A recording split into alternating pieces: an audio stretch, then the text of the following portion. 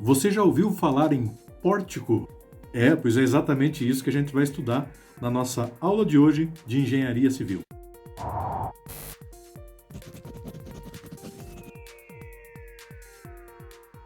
Eu sou o professor engenheiro Johnny Merces e sou o fundador do canal Educa Mais Professor.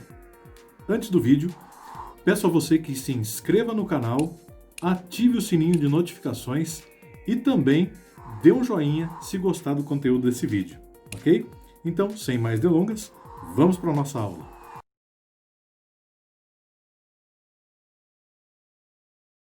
Muito bem, como eu falei no início, nossa aula é sobre pórticos. Nós vamos resolver um primeiro exercício de pórtico. Na nossa próxima aula, nós vamos resolver um exercício um pouquinho mais complexo. O exercício de hoje é mais uma introdução a esse conteúdo da engenharia, ok? Muito bem, então, já partindo para a nossa primeira consideração, o que seriam pórticos? Pórtico é um espaço levantado com colunas e telhado que se encontra na entrada de certas construções. Os pórticos também tendem a designar-se átrios, apesar deste termo se referir especificamente a um espaço que não está coberto. Ou seja, o pórtico é uma edificação, uma estrutura edificada que contém pilares e vigas. Mais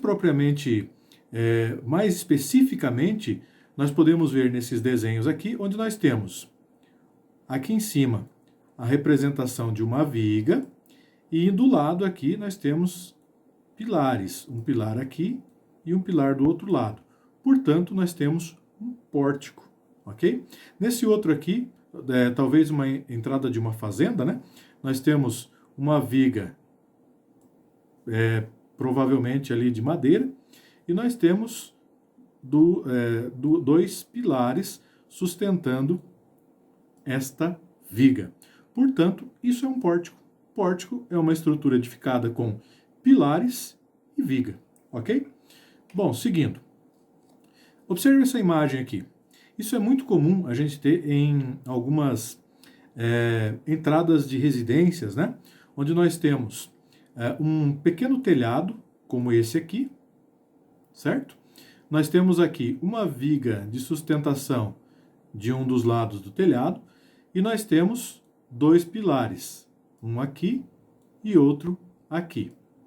Nesse caso em específico, nós temos uma distância aqui que nós consideramos de 6 metros. Portanto, é um vão consideravelmente grande, né? De um portal grande de uma entrada de uma casa. Esse telhado aqui, ele está exercendo um esforço distribuído de 3 kN por metro, ok? Cada pilar desse daqui tem 4 metros de altura. Bom, então conseguimos entender a definição do que é um pórtico. Vamos prosseguir com a nossa aula. Veja só que aqui agora eu já tenho um diagrama de corpo livre deste pórtico. Nesse diagrama de corpo livre, nós encontramos os mesmos valores, olha só, 6 metros da viga, 4 metros dos pilares, 3 kN por metro do carregamento distribuído em que o pequeno telhado está exercendo essa carga, esse carregamento nessa minha viga. E nós temos aqui o apoio A, o apoio B e os pontos de nó C e D da junção pilar-viga, ok? Vamos chamar esse apoio A de VA, o apoio V de VB. Por quê? Porque eles estão exercendo carregamento vertical nesse pilar, certo? E nós temos que considerar também essa força horizontal de A. Então, essas três incógnitas, elas se configuram nas incógnitas que nós temos comumente em pórticos, ok? Então, vamos tentar resolver esse exercício e traçar nossos diagramas de esforço cortante, momento fletor e de esforço normal, ok? Seguindo, Então, já calculando fazendo as nossas reações de apoio para poder representar os valores nos nossos diagramas, a primeira coisa que eu tenho que fazer é a seguinte: se eu tenho 3 kN por metro, eu preciso concentrar isso a 6 metros. 3 vezes 6, 18. 18 kN exatamente no meio dessa viga, desse pórtico. Por que no meio? Porque nós temos uma estrutura simétrica, e em estruturas simétricas, nós temos aqui um exemplo típico de um carregamento retangular. Portanto, o carregamento retangular, ele forma essa figura geométrica exercendo carga na nossa viga. Portanto, eu faço esse arranjo matemático para eu poder calcular essas reações de apoio, concentrando esse carregamento distribuído exatamente no meio, certo? Se fosse uma outra figura geométrica, seria de uma outra forma, mas não é o caso aqui. Então, aqui eu tenho representado o que eu fiz, aqui é quilonewtons por metro, né? 3 kN vezes 6 igual a 18 kN concentrado neste ponto aqui, tá? Partindo já para as nossas reações de apoio. Então, eu preciso considerar a somatória de esforços, esforços horizontais, né? A somatória de esforços horizontais igual a zero, considerando o valor positivo apontando para a direita. Isso é uma convenção de sinal que você pode fazer para qualquer lado, que ele vai dar o mesmo valor, ok?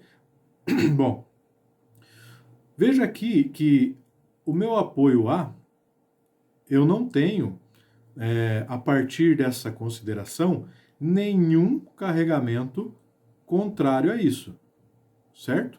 Se eu não tenho nenhum carregamento contrário em nenhuma parte desse pilar e nem da viga, o meu valor de HA é zero, ok? Bom, mas eu tenho que fazer também a somatória de esforços verticais, considerando o valor positivo, tudo que estiver apontando para cima, né?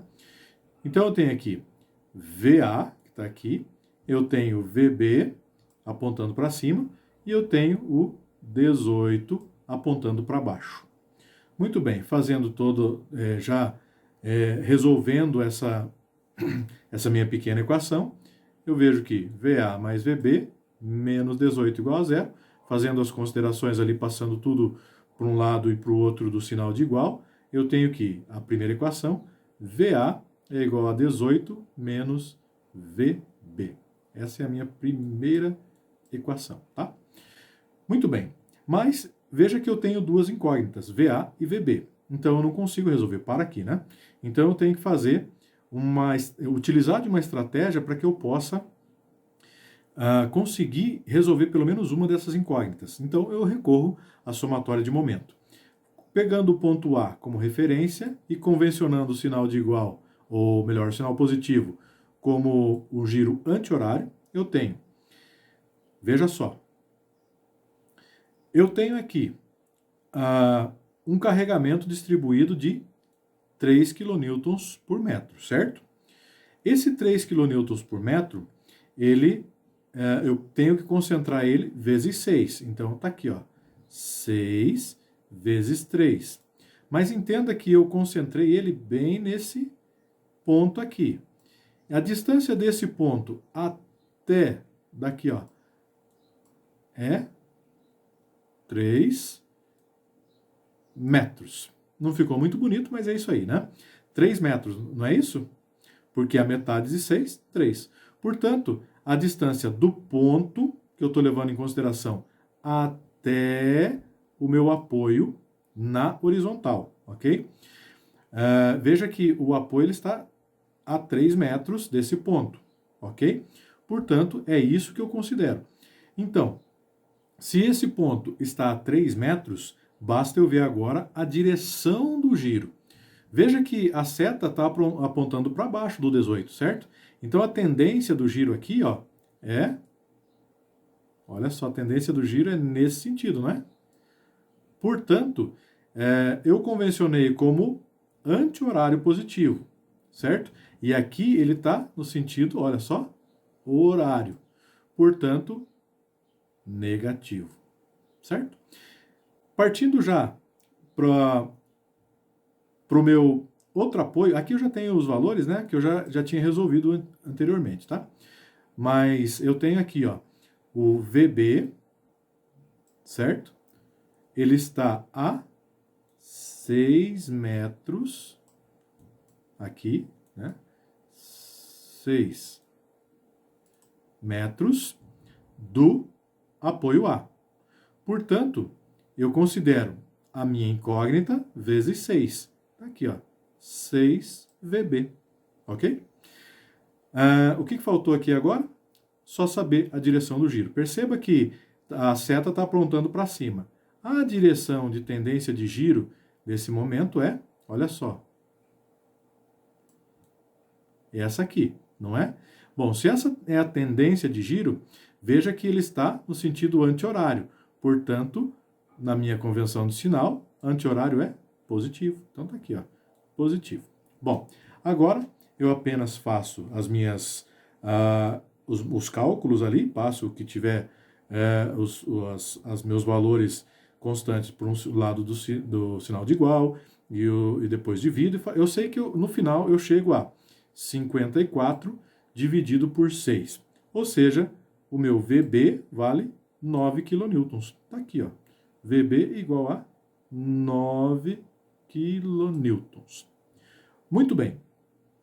Basta agora eu voltar para a minha equação aqui e substituir o valor de VB por 9. Ou seja, VA é igual a 18 menos 9. VA é igual a 9 kN. Está aqui o valor de 9 kN do meu apoio A. Pronto, resolvi todas as minhas reações de apoio, ok? Se você está gostando da aula até aqui, eu peço para que você não esqueça de dar o joinha, ok? E se você também está gostando muito desse vídeo, compartilhe com seus amigos. Continuando então nossa aula, olha só. Vamos fazer uma consideração importante aqui, tá? Veja só. Perceba que em algumas estruturas eu tenho o que se chama de esforço normal, tá? E o que seria o esforço normal? É aquele esforço que está exatamente no eixo axial, no eixo X, numa peça em questão, numa peça que eu estou levando em consideração, tá certo? Muito bem, então veja só. Nós estudamos anteriormente, já em aulas anteriores, a convenção de sinal para o esforço normal. E esse sinal, esse valor, ele depende se esse esforço normal ele está sofrendo tração ou compressão, tá certo? Veja só, se eu estou sofrendo tração, ou seja, se eu estou tracionando aquela peça, então significa que o valor do sinal é positivo. Porém, se eu estou comprimindo a minha peça, significa que o meu sinal é negativo. Agora veja só um detalhe que não é uma regra, mas é uma convenção de alguns autores com relação ao diagrama de esforço normal de pórticos, tá? Olha só, tá aqui embaixo a consideração. No gráfico do pórtico, normalmente é representado a força normal com o valor negativo para a direita e o positivo para a esquerda nos pilares. Então veja, quando eu tenho o pilar, ele vai sempre sofrer um carregamento, certo? Normalmente um pilar ele sofre um carregamento de compressão. Portanto, isso no aspecto geral do pilar, né? Portanto, conforme nesse desenho aqui, ó, desse lado, eu consigo entender que se ele está sofrendo compressão, como nesse exemplo, o valor é negativo, igual está aqui em cima representado, certo? Portanto, veja só, se o valor é negativo, a direção da representação no meu diagrama de esforço normal, é para a direita. Então veja aqui, ó, que eu tenho aqui a representação do meu pórtico, aqui está um pilar, aqui está a viga e aqui está o outro pilar. Perceba que a representação está para a direita e aqui também para a direita. Como eu disse para vocês, isso não é regra, tá? Mas é uma convenção para facilitar a nossa visualização dos diagramas, tá certo?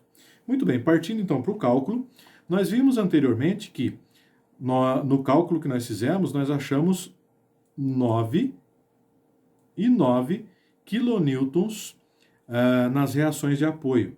O que faz muito sentido, porque se eu tenho 18 quilonewtons da força que eu concentrei distribuída descendo na minha estrutura, obviamente que eu tenho que ter 18 subindo.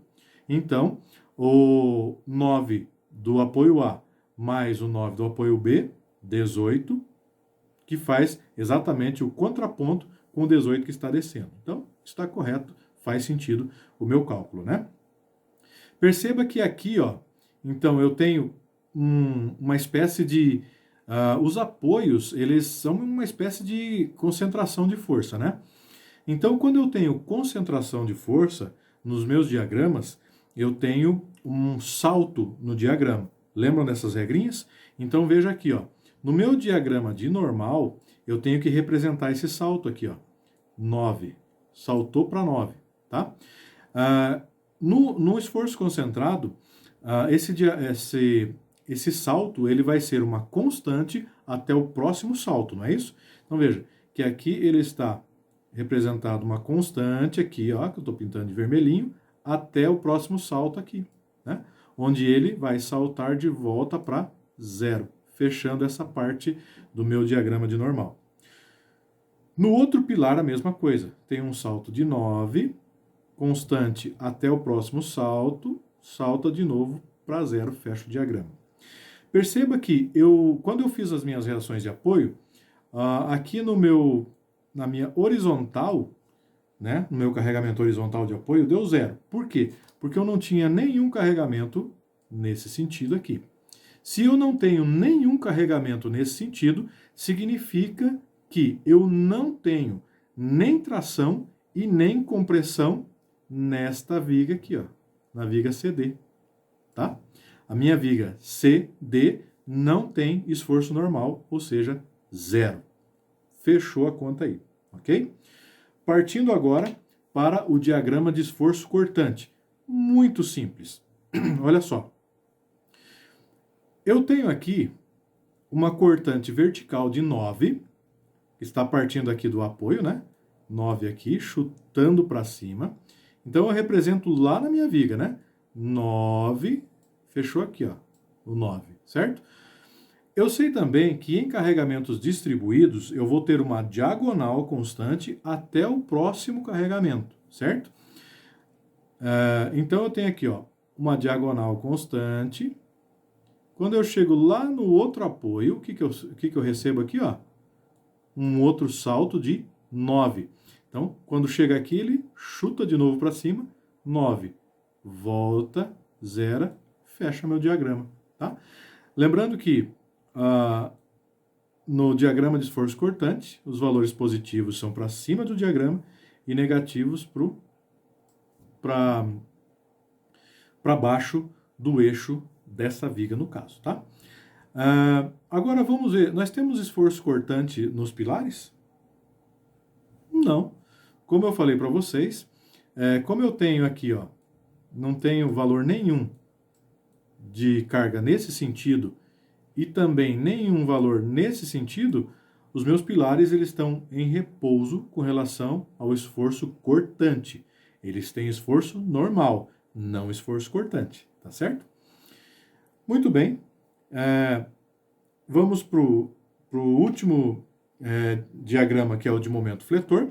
Mas antes de nós estudar o diagrama de momento fletor, mais uma vez, nós vamos fazer algumas considerações. E eu também peço a você que, se você está gostando dessa aula, dá um joinha aí, tá certo? Veja só, no diagrama de momento fletor, nos pilares, nós temos uma representação das forças do lado aonde estamos recebendo tração na barra, ou seja, no pilar. Então veja esse exemplo aqui. Esse primeiro desenho, eu tenho um pilar, uma estrutura, um pórtico em repouso. A partir do momento que eu tenho cargas nesse sentido aqui, ó, nesse sentido, tá? Não está muito bonito, mas é nesse sentido. Imagine que a tendência dos meus pilares é ter uma flecha aqui, não é? Olha só, uma flecha aqui e uma flecha aqui, certo? A tendência dele é abrir para fora. Nessa tendência, aonde está sofrendo tração é justamente o lado de fora aqui, né? O lado de fora dos pilares está recebendo tração, enquanto o lado de dentro está sofrendo compressão aqui, né? Lado de dentro, compressão, e o lado de fora, tração. Mais ou menos assim, né? Ó, tração e tração, certo? Bom, se o lado externo dos pilares está recebendo tração, isso significa que a direção da representação dos esforços vai ser na direção da tração desses pilares, tá? Aqui eu tenho um exemplo, né, de uma representação do momento fletor em pórtico. Veja aqui, está do lado de fora do pórtico, está do lado de fora desse outro pórtico, tá? Então, se eu tivesse um momento fletor nos pilares, eu já saberia a direção em que eu representaria esse desenho de momento fletor, tá? Porém, nesse exercício, nós não temos momento fletor nos pilares. Vamos ver isso? Olha só. Veja que para existir um momento fletor, eu tenho que ter carga, carregamento, vezes distância. Então, aonde eu tenho os carregamentos aqui, ó? No 9 e no 9 do apoio A e do apoio B, eu não tenho distância deles neles mesmos, certo? Ou seja, isso significa que eu não tenho momento fletor neles. Até porque eu também não tenho esforço cortante. Se eu não tenho esforço cortante, obviamente eu não tenho momento fletor, tá? Então, se eu voltar lá no diagrama de esforço cortante, perceba que o corte no diagrama do esforço cortante foi exatamente no meio da viga, certo? Se foi no meio da viga, significa que exatamente nesse ponto eu vou ter o maior momento fletor, tá certo? Então, como que eu faço para calcular esse momento fletor? Muito simples. Eu poderia utilizar a força vezes distância, aonde está tracionando as fibras, se é nas fibras superiores ou inferiores da viga e tudo mais. Porém, eu tenho uma estratégia de cálculo mais simples do que isso. Eu posso utilizar esta equação aqui, ó, QL ao quadrado dividido por 8. Por quê? Porque eu tenho um carregamento distribuído de 3 kN por metro, tá? E em carregamentos distribuídos numa estrutura simétrica, eu posso me utilizar dessa estratégia, tá? Então, o que significa o Q? O Q é a carga, tá aqui, ó. O Q equivale ao 3 kN por metro. O que é o L? O L aqui, né? O L é o comprimento dessa viga. No caso, a minha viga tem 6 metros, tá? Dividido por 8, que é uma constante, né? Ou seja, o meu momento fletor é 13,5 kN vezes metro. Represento ele bem no meio da viga, bem aqui no meio, certo? Que é o meu momento máximo. E termino o meu exercício dessa forma, ok? Ou seja, nós desenhamos o diagrama de momento fletor, de esforço cortante e de esforço normal desse pórtico, tá certo? Espero que vocês tenham entendido tudo, tá? Entendido esse exercício. E se vocês tiverem alguma dúvida, entre em contato, façam um comentário aqui nos comentários do vídeo, tá? E nós encerramos nossa aula por aqui e não esqueça de se inscrever no canal, compartilhar o vídeo, clicar no sininho e dar um joinha se gostou dessa aula, tá certo? Então, finalizamos aqui, nos vemos na nossa próxima aula do canal Educa Mais Professor. Até mais!